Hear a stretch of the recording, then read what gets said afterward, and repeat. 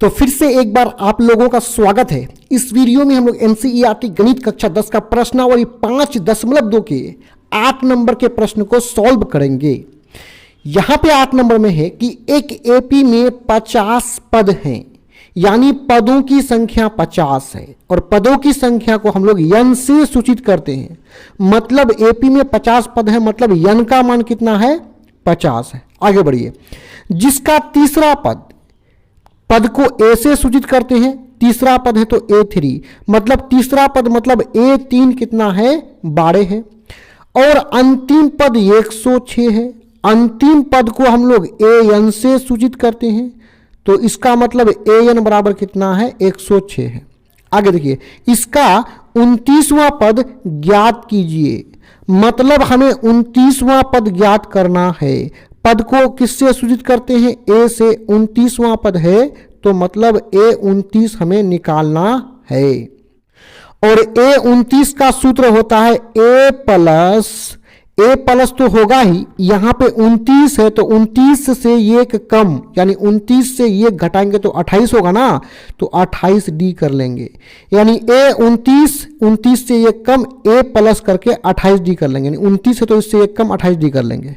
तो इस सूत्र का प्रयोग करके हमें 29वां पद ज्ञात करना है। अब देखिए, A29 का मान हम तभी ज्ञात कर पाएंगे जब हमें A और D का मान पता हो। और ये A और D का मान हमें जो दिया हुआ है ना, दिया हुआ मान है ना यहाँ पे, इसकी सहायता से हम निकाल लेंगे। तो आइए आगे बढ़ते हैं। सबसे पहले हमें जो दिया है उसको उतार लेते हैं। तो यहाँ पे सिंपल सा लिख देंगे कि दिया है मतलब प्रश्न में जो दिया है। तो एपी के पदों की संख्या कितना है? 50 है। तो पदों की संख्या मतलब यन का मान कितना है? 50 है। तीसरा पद कितना है? 12 है। तीसरा पद मतलब A3 का मान कितना है? 12 है। अब यहां क्या करेंगे हम लोग? सिंपल सा इसे थोड़ा सा आगे बढ़ाएंगे। A3 का सूत्र क्या होगा? A प्लस तो होगा ही, यहां पे 3 है ना, तो 3 में ये घटा लेंगे तो कितना होगा? 2 होगा, तो 2D कर लेंगे। यानी जितनावा पद होगा उससे एक कम करके D लेंगे। बराबर में कितना है? 12। इसको हम लोग समीकरण 1 मान लेंगे। अब यहां पे और करेंगे, जो दूसरा चीज दिया हुआ है उसको ले लेंगे।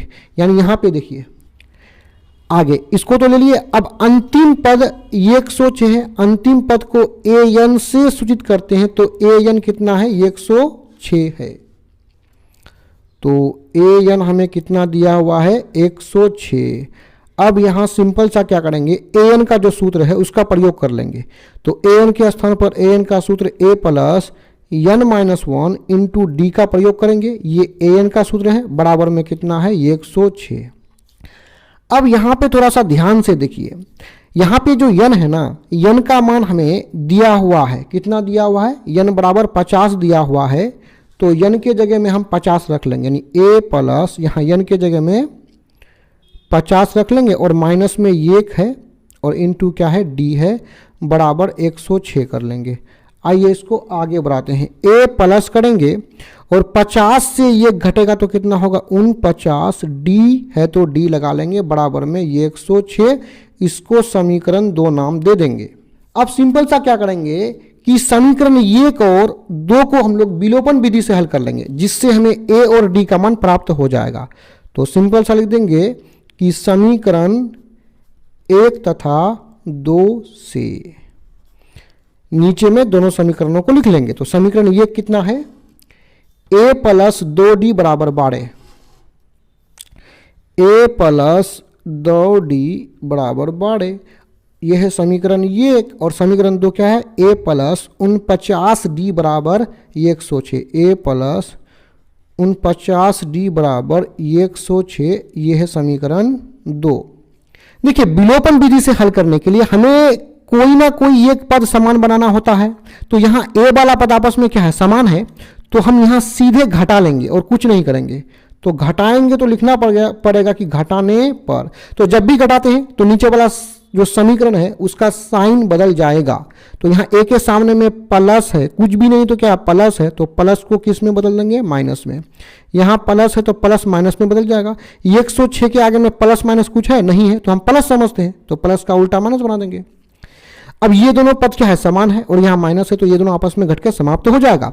अब यहाँ पे देखिए 49 के आगे में माइनस है, नया साइन को पकड़िए, तो 2 से 49 घटेगा तो हो जाएगा -47D।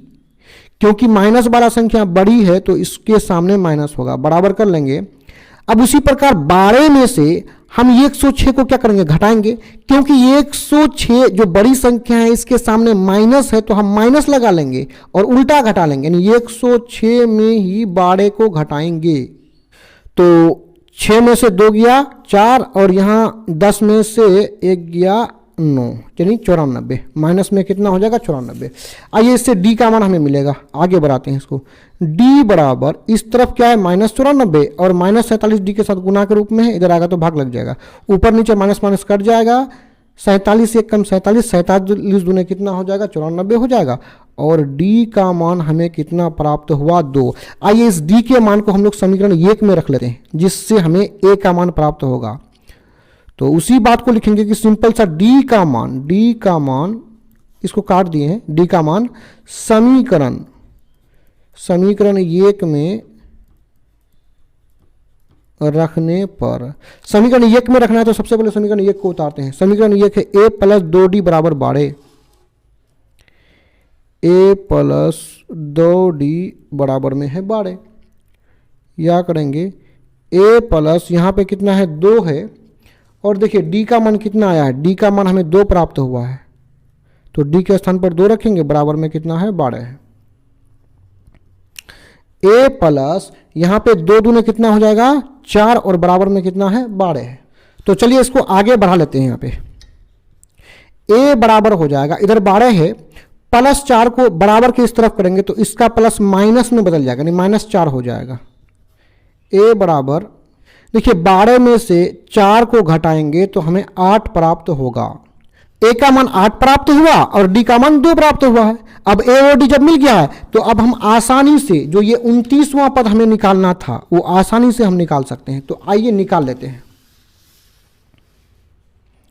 तो सिंपल सा लिख लेंगे, अतः कौन सा पद निकालना था, 29वां पद, और 29वां पद को संकेत में a29 से सूचित करते हैं और इसका सूत्र होता क्या, a प्लस तो होगा ही, 29 है तो इसमें ये घटा लेंगे तो कितना होगा, 28 होगा, 28D कर लेंगे, यानी 29 से ये कम 28D होगा। a का मान कितना है, 8 है, रख लिए, बीच में प्लस है, यहाँ पे 28 है, d और 28 गुना के रूप में तो यहाँ पे गुना लिख लेंगे, और d का मान देख लेते हैं, d का मान कितना निकला है, 2 निकला है, तो d के स्थान पर 2 रख लेंगे। आइए इसको आगे बढ़ाते हैं। 8 प्लस 28 दूने कितना हो जाएगा, 56 हो जाएगा, और 56 में हम 8 को जोड़ेंगे तो हमें कितना प्राप्त होगा, 64 प्राप्त होगा। इसका मतलब 29वां पद हमें 64 प्राप्त हुआ, यही हो जाएगा आंसर।